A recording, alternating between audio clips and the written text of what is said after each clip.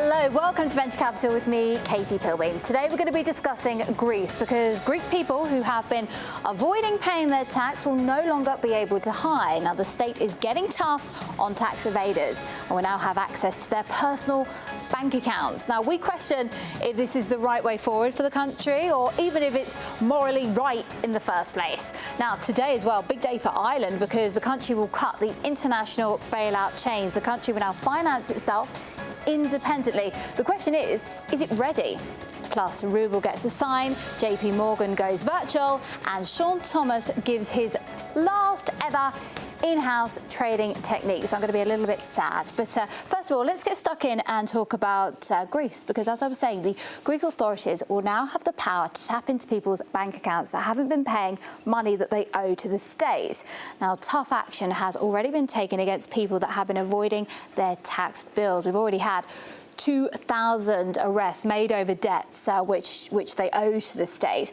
And as a consequence, the state has managed to gather over €9 million to state coffers. So is Greece right to clamp down on people that aren't paying their way? Or is this just a step too far?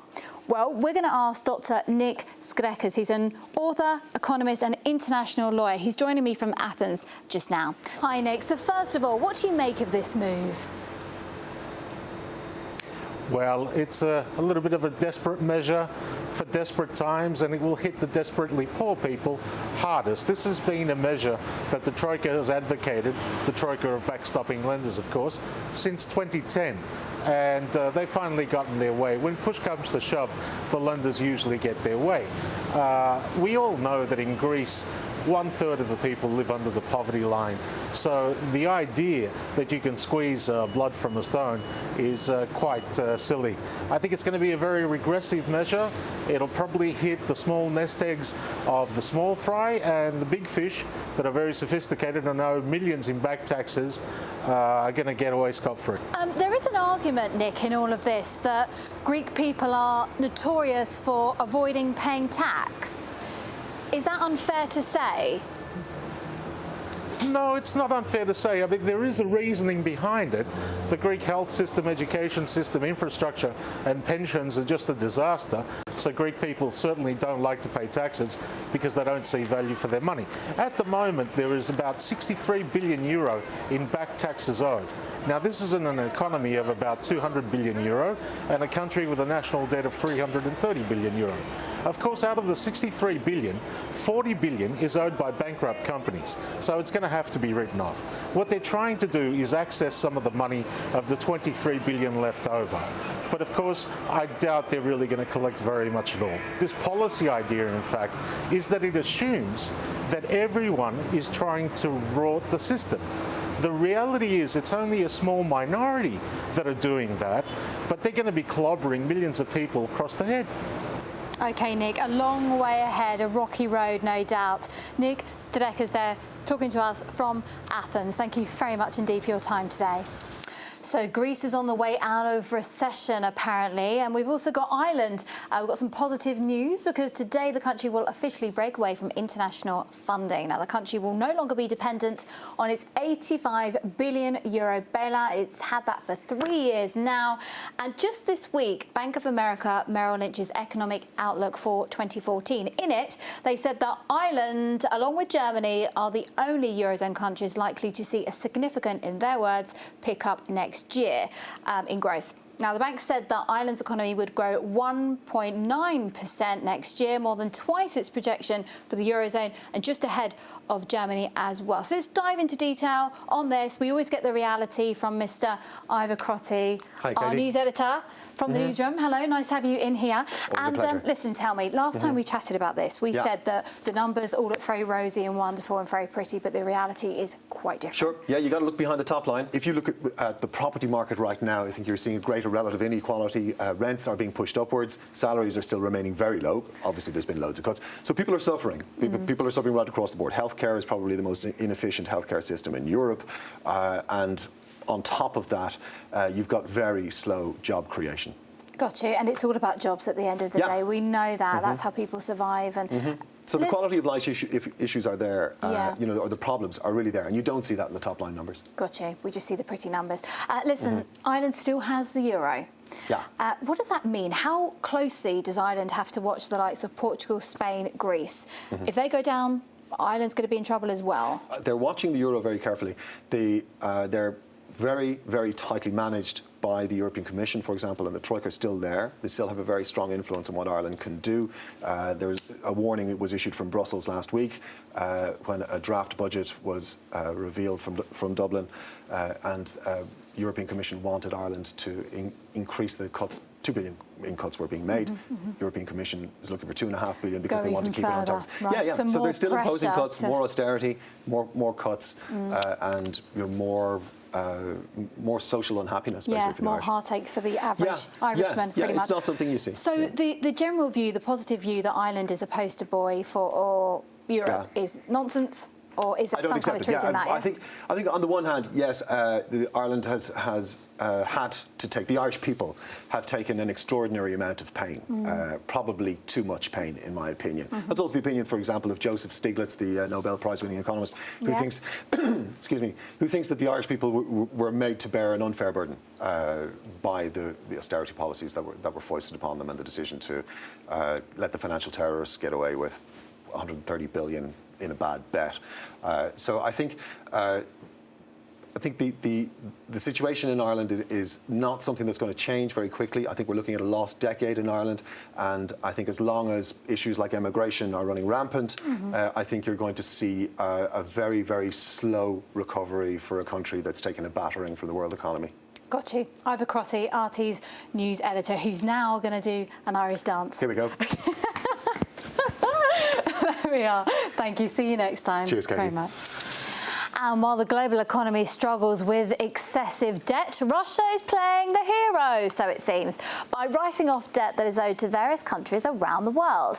Now, this week, a deal to write off 90% of Cuba's $32 billion debt owed to Russia was signed. Cuba's economy has been crippled by the 50-year trade embargo by the US, which has been called a barbaric genocide by the country's foreign minister. But it's not just Cuba that Russia is going soft on. Over the last 12 years, Russia has forgiven a total of $116 billion of debt. So what other countries are being told to put their money back in their coffers then? Well, let's have a look. Well, the whole of Africa has been let off paying back the second biggest amount, which is over $20 billion. Then it's Afghanistan, which will no longer have to pay back the $12 billion. Then it's Iraq, which will get to keep that $11.9 billion. And then we're going to have a look. We've got Mongolia there with $11 billion in total.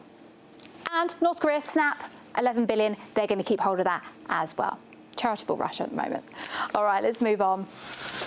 Now, let's get all corporate. We're going to talk about Russian Post because Christmas is around the corner and apparently the situation is getting better because it is notoriously bad. So, Post of Russia says it will deliver 50% more parcels between now and New Year's Eve than in the same period last year. The company promises there'll be no repeat of the mountains of parcels that turned up at Moscow's airports in April.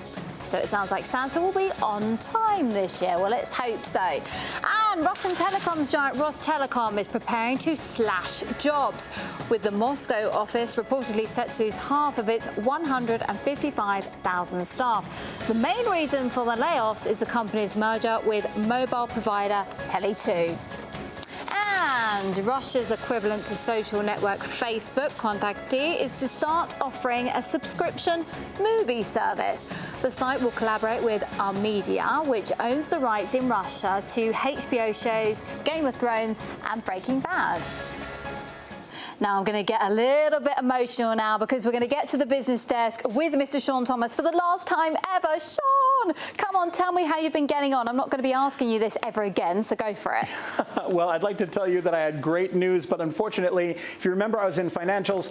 Sberbank down 1% this week, meaning that I lost $124, bringing my grand total to $12,337 for my final portfolio. You know, I wish I could have great news, but unfortunately, I lost on my last round. Okay, I'm not a mathematician, but that means you're up for the year. Tell us about the experience. You know Mummy Pilbeam, she loves you. It's her favourite part of the show. So tell me about your experience. How have you found the whole thing?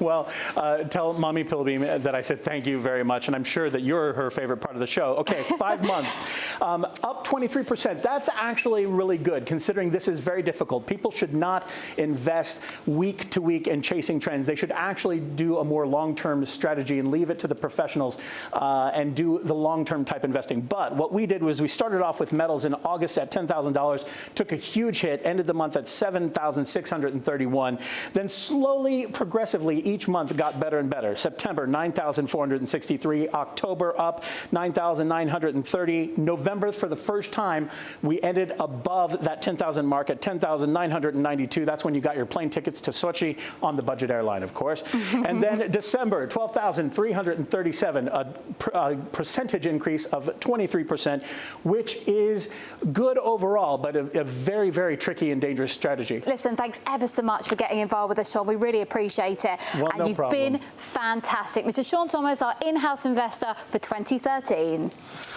Now, as you just heard, Sean managed to make the majority of his gains during the Bitcoin boom when the virtual currency reached the 1,000 mark. Now, at this point, the world of global finance started to take note.